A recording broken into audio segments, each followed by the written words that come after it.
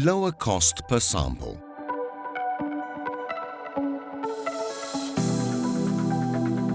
Traditional extraction techniques are based on the Soxhlet, which uses elevated acid and solvent volumes for the hydrolysis and extraction steps, respectively.